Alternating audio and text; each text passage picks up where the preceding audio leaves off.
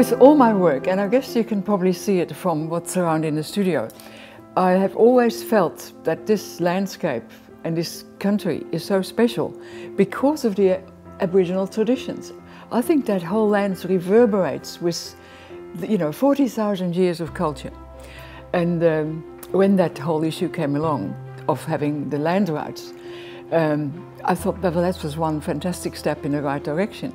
So to be asked to be in this show, I thought, yeah, right, that's exactly where I'd like to be. And my work naturally is about place and story, and it fed into my work, thinking about Eddie Mabo and his activism, I suppose, and how place was really important. Yeah, his activism, but also what he did for his people in general, what he did for his family, but also had relevance for other Indigenous people throughout the country. It was more for me, because I never met Eddie, the stories that Gail told me, which made a sort of personal impact for me. Just, he was an interesting dad. Eddie Mabo's got an amazing memorial in town, and it talks about the octopus and how the octopus was the law bringer to Murray Island, and his 8 tentacles represented the 8 groups or tribal groups within Murray Island. But also the idea of Torres Strait Islanders have amazing masks and headdresses that they dance in, and once I made an octopus that was a headdress, and so I thought I'd like to do an octopus that is being protective of its environment, like the octopus is, protective of the reef that surrounds the island, and then I included the Torresian imperial pigeons because they're birds that originate in the Torres Straits and fly to Townsville. A bit like what Eddie did in a way. He was living in the Torres Straits and he came to North Queensland, worked all over North Queensland, and then finally settled in Townsville. It was a conversation during the 25th year actually of Mabo, and I said to Jonathan, I said, you know, it'd be really good to see what other artists, their interpretation of my dad and his achievements, because it's good and all getting Indigenous artists to do it, but what about non-Indigenous artists?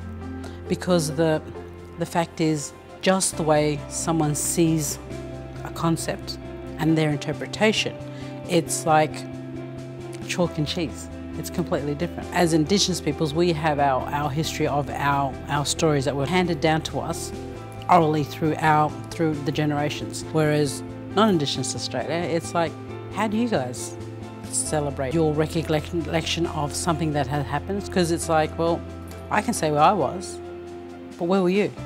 How do you remember that day? And now 25 years on, how do you look back at that day?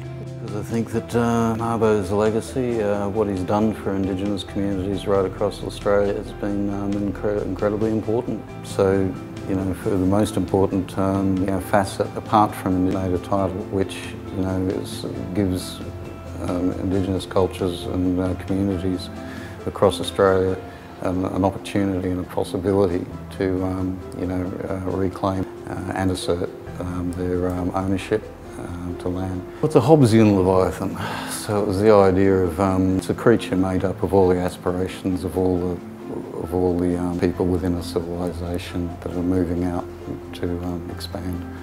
And Leviathan is the civilization, the government. So behind every policeman, behind every government official, there is a Leviathan, looking on. That's the shadow that frightens everyone.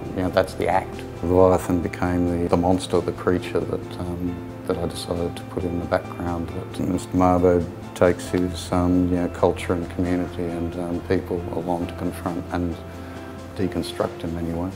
And so Mabo's walking towards it, he's confronting it, he's leading his people, leading us, the viewer, standing behind him, leading us towards the confrontation of this governmental problem. So I'm a printmaker and I work predominantly with paper, printing with the processes of either etching or collagraph. So for this exhibition, one is selected for the show at this point, and the others have just fed into that piece of work. So it's almost like my ideas are processed through making rather than planning. These works, I have thought about the oral stories that Gail has shared with me, It's called Bloodlines, Mapping the Landscape. So these prints are all about land and sea, coral and customary law, because it's very much about boundaries.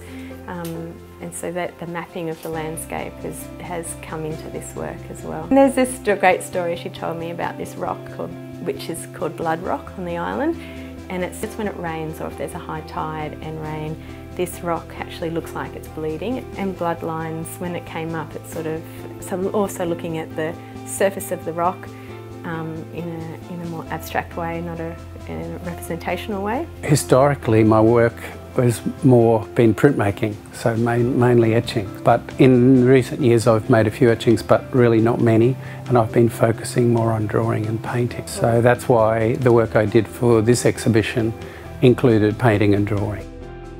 And then I remembered this wonderful story that Gail told about planting yams in a particular place at the university.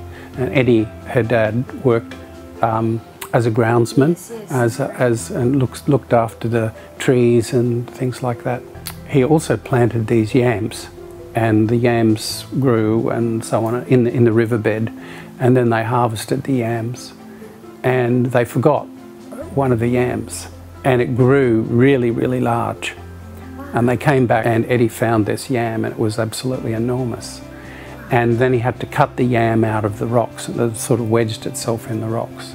And it was a really big yam, Gail said. And I said to her, what was the shape of the yam? And she said it was heart-shaped. And I thought, well, that's really interesting.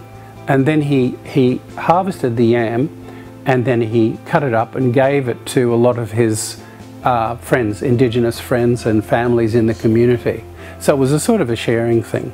And I thought, well, that would be a really nice idea for a work, and it relates to his legacy, but also relates to the sort of personal aspects of Eddie. I've hardly ever used text in my work, and I thought, no, these messages are so serious, they can really only be put just in phrases and underneath the work. It's a painting that I've been working on for a while, and it was about the bush and about light and about fire and water, about the elements basically and how they relate. And when I thought about these words, I thought, what can I put them on? And I was looking at what is sitting out in the studio, and I thought, that's it. And then the other one, the whitewash, it's when I learned that so many of the massacres took place around here, that I thought, and I thought, well, why didn't I know? I thought, if I write down all the names of all those lovely places, Urama Falls, Murray Falls, Blanco Falls, Davison Creek, wrote them in ink in felt pen, big heavy felt pen, and as you probably know, if you put paint over felt pen, it all keeps bleeding through. So then I took a big brush with white, and I just tried to rub it all out. And of course that succeeded in the beginning, but it's slowly bleeding through. And by the end of the exhibition, they were probably all bled through.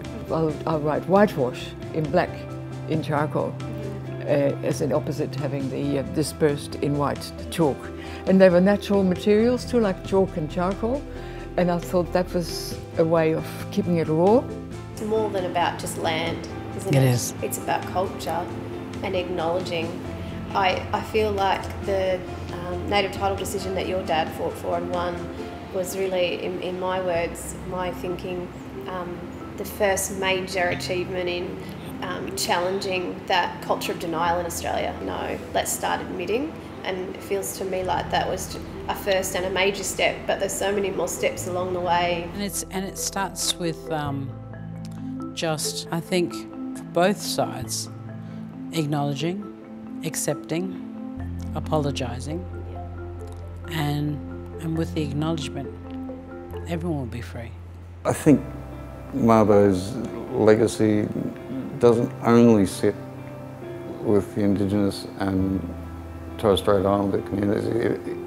It should sort of point a way forward for settler Australians as well, you know, as to become more cognizant of what this world, this place is. What it means to people is, you know, yeah, culture and respect, and it allows people to understand that they do have rights and that they can apply for something that they believe is theirs, and, you know, it gives strength to and a voice to a group of people that didn't have one before. And through that change and that evolving is the means of saying, well, let's stand side by side through something that we can acknowledge. Art is a good medium for conversation.